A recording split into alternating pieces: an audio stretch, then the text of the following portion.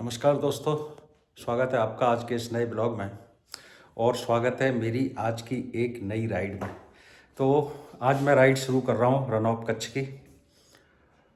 सुबह जब भी मैं राइड करता हूँ तो मैं थोड़ा सा लेट हो जाता हूँ घर से निकलते में, क्योंकि घर की सही जब जाते हो आप 10 दिन के लिए 15 दिन के लिए तो बहुत सारी जिम्मेदारियाँ होती हैं, तो उन सबको मैनेज करके जाना होता है। तो मैं जिस दिन राइड पे निकलता हूँ अक्सर करके मैं लेट होता हूँ, 10-11 बज जाते हैं। अभी भी देखो 10:05 हो चुके हैं मेरे को। और जब मैं जाता हूँ तो भाई घर की क्या कंडीशन होती है वो मैं दिखाता हूँ आपको। तो भाई ये पूरा ड्राइंग रूम फैला पड़ा है। इधर अपना टैंक बैग, जैकेट, एक इधर बैग है, हेलमेट तैयार है। और यहाँ पे देखो इधर मैंने सामान निकाला है, तो वो सामान कुछ फैला पड़ा है। बेड की कंडीशन ये हो रखी है, ये मेरा बैग लग गया है।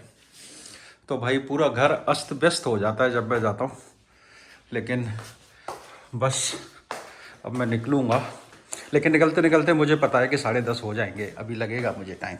ये राइड बहुत मज़ेदार होने वाली है, क्योंकि सारे राइडर्स की ना कुछ जो राइड होती हैं वो ड्रीम राइड होती हैं। लद्दाख की राइड हो गई, रन ऑफ कच्छ हो गया, कन्याकुमारी हो गया, नॉर्थ ईस्ट हो गया। तो ये जो राइड हैं ये मेरी बड़ी अवेटेड राइड थी, तो अब मौका लगा है इस राइड को कंप्लीट करने का। हालांकि मेरी कर्नाटका की राइड थी जनवरी में, पूरे 1 महीने की राइड थी, लेकिन वो मेरी किसी कारण से कैंसिल हो गई, उसे बाद में करूँगा। तो अब मैंने ये करीब 10 दिन की राइड बना ली है। तो अब मैं जाऊँगा रन ऑफ कच्छ, और लौटते मैं कहाँ कहाँ होते हुए आऊँगा ये सब रास्ते में मैं आपको बताता जाऊँगा।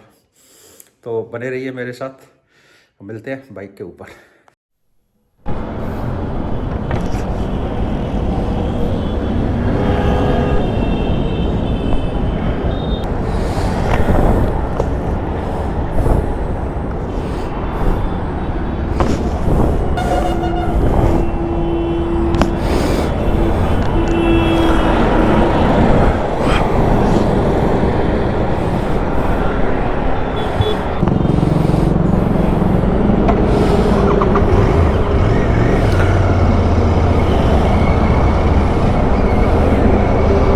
तो भाई निकलते निकलते बज गए 11:30। काफ़ी टाइम लगा, नी गार्ड नहीं मिल रहे थे। फिर दूसरे राइडर के मैंने नी गार्ड लिए हैं। और सच्ची बात यह है कि भाई जब भी राइड करो और जब पूरे गियर्स लगा के राइड करते हैं ना, तो एक अलग ही कॉन्फिडेंस आता है, मज़ा आता है राइड करने में। नहीं तो थोड़ा डर बना रहता है। तो राइड तो सेफ ही करनी है, लेकिन पूरी सेफ्टी के साथ करो, अपनी सिक्योरिटी के साथ करो, तो थोड़ा ज़्यादा सही रहता है। अभी तो कम से कम नहीं तो आधे एक घंटे तक तो मेरे को, जब तक मैं 50-60 किलोमीटर चला नहीं जाऊंगा तब तक तो यही टेंशन लगी रहेगी, क्या भूल के आ गया, क्या रह गया, ये लाया कि नहीं लाया। तो वो भी बहुत सारी टेंशन है भाई। लेकिन एक बार निकलने के बाद बोले तो आज के बाद ही मज़ा आएगा राइड में। आज की पूरी राइड कंप्लीट हो जाएगी, उसके बाद फिर राइड में मज़ा आना शुरू होगा। भाई ये गाँव में अभी भी पोखर देखने को मिल जाती हैं, बाकी तो सभी जगह कब्जे हो गए हैं इनके ऊपर। रेल की क्रॉसिंग थी बंद, लगता है अभी अभी खुली है, अभी खुली है, इसीलिए ट्रैफिक फंसा हुआ है, लोग सामने से आ जाते हैं।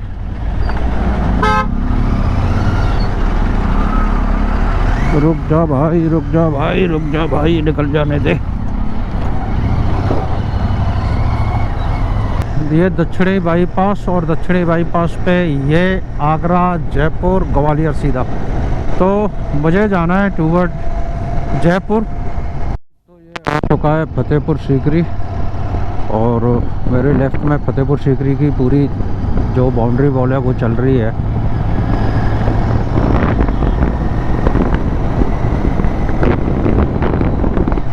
ये काफ़ी पहले टूट भी गई थी, तो अब दोबारा से बनी है, और मेंटेनेंस होती भी रहनी चाहिए भाई। कितने करीब करीब 500 साल पुराना जो है स्ट्रक्चर है ये। हमेशा की तरह रेस लगाने का कार्यक्रम चालू हो गया है। ये देखो बिना हेलमेट के हैं, आगे निकल गए मेरे से। अब फिर स्लो करेंगे और अब ये एक बार फिर आगे निकालेंगे। उत्तर प्रदेश से राजस्थान के बॉर्डर में कर गए एंटर। ये पिलर लगे हुए हैं, ये राजस्थान का बॉर्डर है। मुझे तो आ चुका हूँ मैं भरतपुर, और भरतपुर भी मेरे राइट हैंड साइड से निकल रहा है, क्रॉस हो रहा है। मैं क्योंकि बाहर से बाहर आजकल तो ये बड़ी अच्छी सुविधा हो गई है कि आपको शहर के अंदर जाना ही नहीं है, बाहर से बाहर निकल जाओ। अगर आपको उसी शहर के अंदर ही जाना है तो एक अलग बात है, अदरवाइज तो बाहर से बाहर रास्ते हैं, और ये रास्ते ना बड़ा टाइम सेव करते हैं।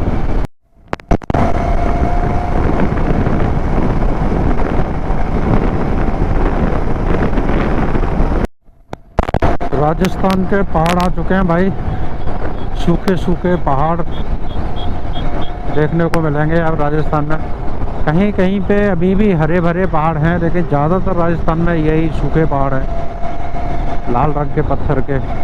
और जब अरावली रेंज आ जाएगी तब फिर वो मार्बल के हो जाते हैं। तो यहाँ पे जो भरतपुर, ताजपुर, सरमथुरा, ये वाली जो बेल्ट है ना, यहाँ पे ये लाल पत्थर निकलता है, सॉफ्ट स्टोन बोलते हैं इसको। ये जो निकला है वो है महुआ, और अब आने वाला है बालाजी मोड़। लेकिन मैं सोच रहा हूँ पॉल्यूशन करवा लूँ, गाड़ी का पॉल्यूशन नहीं है, पॉल्यूशन करवा लेता हूँ। पॉल्यूशन हो जाएगा भैया, ऐसे ऐसे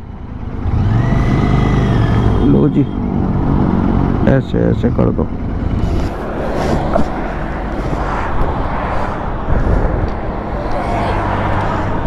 करो जी करो।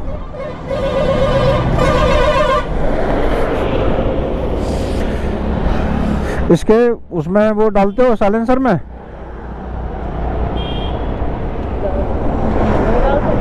नहीं, मैं पूछ रहा हूँ डालते हैं ना? हाँ डालते थे पहले, अब नहीं डालते?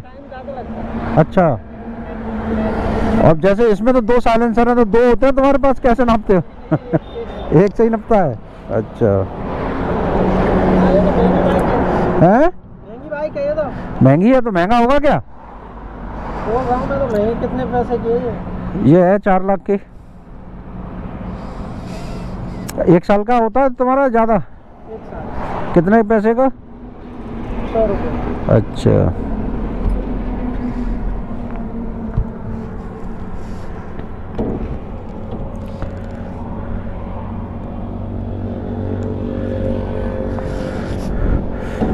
तो जी हो गया पॉल्यूशन। और ये सिर्फ मतलब क्या ही मतलब है इसका, गाड़ी खड़ी हुई है, कोई चेकिंग नहीं है, बस एक फ़ोटो खिंचाए और मेरे को सर्टिफिकेट मिल जाएगा। ये है पॉल्यूशन।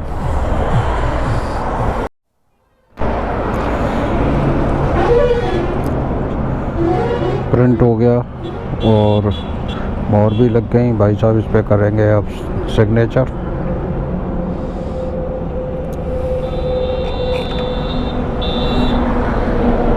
बाबू जी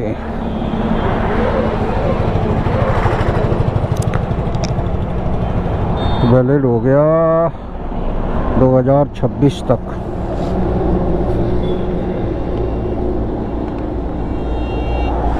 लोही साहब धन्यवाद। बाइक हैं ये क्या ही पोल्यूशन करती हैं, लेकिन सिर्फ पुलिस वालों को खुश करने के लिए एक सर्टिफिकेट चाहिए होता है। वो सर्टिफिकेट हमें ले लिया है, और जो बंदा पोल्यूशन कर रहा है वो भी इस बात को जानता है कि इन गाड़ियों में क्या ही पोल्यूशन आता है, तो वो भी बिना मशीन लगाए ही पोल्यूशन उसने करके दे दिया हमें। ये हो गई है खाटू श्याम जी की पद यात्रा। ये खाटू श्याम जी की पद यात्रा चल रही है क्योंकि होली से पहले वहाँ पे एक काफ़ी बड़ा मेला लगता है, और पूरे मतलब देश से ही बोलो, चारों तरफ मैं जितने भी यात्राएं करता हूँ, चारों तरफ से खाटू श्याम जी लोग पैदल यात्रा कर रहे होते हैं उन दिनों में। तो बहुत भीड़ भाड़ वाला, होली से पहले तक काफ़ी भीड़ भाड़ रहेगी खाटू श्याम जी में। हाँ जी, तो ये आ गया बालाजी मोड़, मेहंदीपुर बालाजी मोड़। इधर जो मेहंदीपुर गांव है और यहाँ पे एक प्राचीन बालाजी का मंदिर है जिसकी बड़ी मान्यता है। ये आ गया है जी सिकंदरा, और यहाँ पे इस तरीके का काम बहुत होता है। लाल पत्थर का जो डोम बनाते हैं, रेडीमेड मंदिर बनाते हैं, और बुज़ुर्गों के जो पूर्वज होते हैं उनके लिए कुछ लोग थान बनवाते हैं, कुछ फैशनेबल आइटम बनते हैं, लाइट बनते हैं, गमले बनते हैं, रूफटॉप के लिए कुछ सामान बन जाता है, मूर्तियाँ बन जाती हैं। तो ये सब यहाँ पे बहुत काम है। और ये जो बने हुए हैं ना, ये छत पे रूफटॉप पे बना लो, तो ये सब फोल्डेबल है, यहाँ पे बन जाते हैं और ये फोल्ड होके चले जाएंगे। और जहाँ पे भी आपको लगवाने हैं वहाँ पे आप इनको फिर से शिफ्ट करा सकते हैं। ये सिकंदरा चौराहा, चौराहे से ये वाला जो रोड जा रहा है राइट हैंड साइड पे, ये जा रहा है अलवर के लिए। और यहीं से थोड़ा सा आगे चलने के बाद आ जाती है आभानेरी, चांद बावड़ी जिसको बोलते हैं, उसे देख सकते हैं। एक जगह आई थी कनौता, कनौता के बाद ये एक जगह और आई है, यहाँ से इसका रास्ता कटेगा। कनौता से कोई 4 किलोमीटर आगे आके ये रोड जा रहा है, और ये है बाईपास जयपुर का। ये देखिए जी, ये मैं चढ़ गया बाईपास, और ये कहाँ के लिए यू टर्न कह रहा है, जयपुर के लिए यू टर्न लेना है।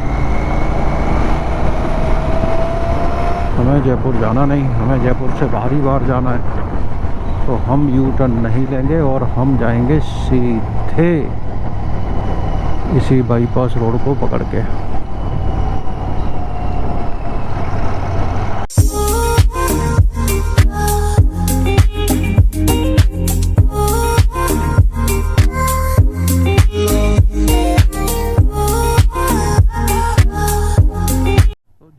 रिंग रोड से हम मेन रोड पे आ चुके हैं, जो पुराना रोड है NH8 दिल्ली मुंबई वाला।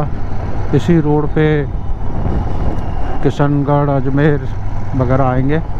तो ये पुराने वाले रोड पे हम आ गए, और